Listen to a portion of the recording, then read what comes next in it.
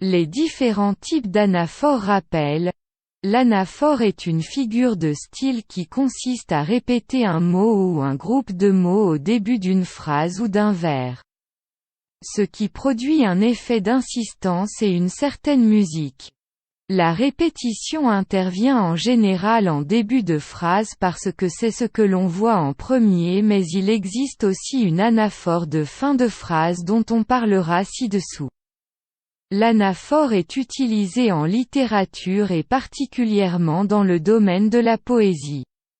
En effet, les poètes aiment jouer avec les sonorités. Mais elle est aussi utilisée dans le domaine politique pour renforcer un propos ou pour convaincre, principalement dans les discours des grands hommes politiques. À titre d'exemple, on peut penser au discours du général de Gaulle lors de la libération de Paris. Paris. Paris outragé. Paris brisé. Paris martyrisé. Mais Paris libéré.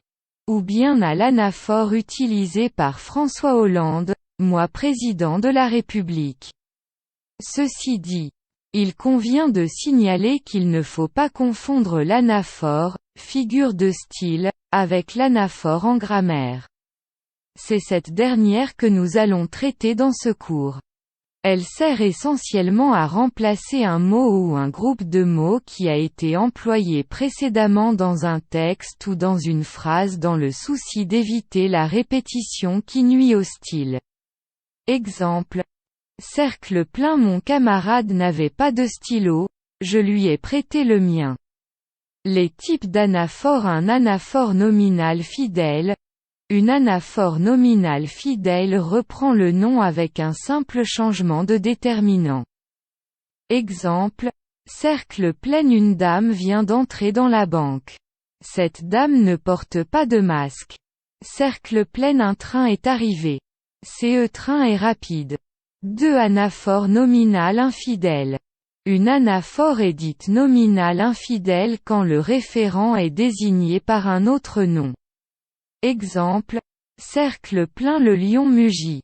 L'animal est féroce. Cercle plein. Elle fit appel à un médecin de sa connaissance. Le docteur Michel arriva prestement. 3 anaphores nominales conceptuelles. Une anaphore conceptuelle résume un discours, un texte, un dialogue, etc. Mais elle ne prend pas en compte la forme du contenu qu'elle reprend. Exemple. Cercle plein. Après avoir écouté le discours du ministre, le directeur discutait avec ses subordonnés les questions que le ministre avait évoquées. Plus grand que Jacques désigne le discours du ministre par les questions. Cercle plein. Les Britanniques ont décidé de quitter l'Union européenne en juin 2016. Cet événement a suscité de nombreuses interrogations en Europe. Plus grand que cet événement résume la phrase précédente. Les Britanniques. En juin 2016, cercle plein. La voiture du député est tombée en panne. Cette information est importante. Plus grand que l'idée de la panne de la voiture du ministre est résumée par cette phrase, cette information importante. 4 anaphores nominales associatives quand elles relèvent de connaissances ou d'un savoir partagé, d'une association d'idées, souvent dans une relation du tout au parti. Exemple. Cercle plein. Le cheval est parti. La crinière, la robe, la queue étaient sales. Cercle plein. La voiture était garée devant le garage. La portière, le coffre, le pare-choc étaient défoncés. Cercle plein. Il s'approcha de la fenêtre. Regarda à travers le carreau et posa sa main sur la poignée.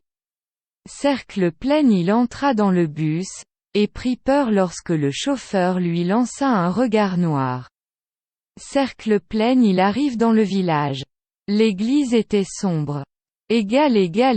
Plus grand que dans ce dernier exemple, on sait que « l'église » renvoie à l'église du village. En effet, tout le monde sait culturellement anaphore constitué d'un pronom. Exemple. Cercle plein. Un vieil homme marchait dans la rue avec un chapeau. Il ne m'était pas inconnu. Cercle plein. Le cheval est parti. Il était sale. Cercle plein. La voiture était garée devant le garage. Elle était défoncée. 6. Anaphore pronominal partiel. Quand le pronom déduit ou modifie la visée référentielle du groupe nominal antécédent.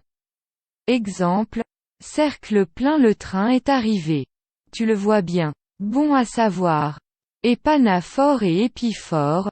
L'épanaphore est l'anaphore par laquelle on répète le même mot ou groupe de mots au début de chaque phrase. Exemple. Cercle plein. On tue un homme. On est un assassin. On en tue des millions. On est un conquérant. On les tue tous. On est un dieu. Cercle plein. Heureux ceux qui sont morts pour la terre charnelle, mais pourvu que ce fût dans une juste guerre. Heureux ceux qui sont morts pour 4 coins de terre. Heureux ceux qui sont morts d'une mort solennelle. Peggy, Ève. L'épiphore est l'anaphore par laquelle on répète le même mot ou groupe de mots à la fin de chaque phrase. Exemple. Je ne m'arrêterai jamais.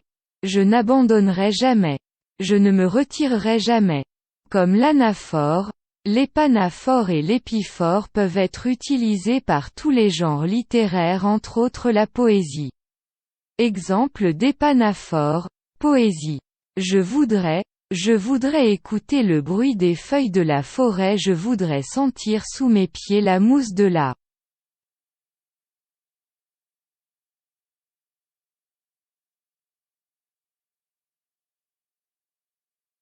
forêt. Je voudrais que tu viennes avec moi admirer les arbres de la forêt. Je voudrais entendre le piaillement des oiseaux de la forêt. Je voudrais ressentir l'appel de la forêt. Je voudrais suivre les traces des cerfs de la forêt. Je voudrais humer l'odeur des feuilles mortes de la forêt. Je voudrais toucher l'écorce du vieux chêne de la forêt. Je voudrais dormir dans tes bras au milieu de la forêt.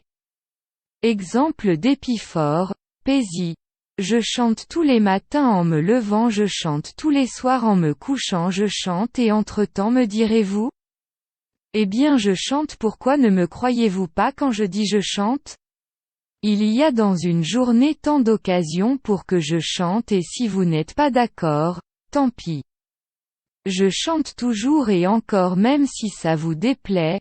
Je chante d'ailleurs. Vous devriez m'accompagner quand je chante. Chacun comme moi penserait. Le monde est plus beau quand je chante.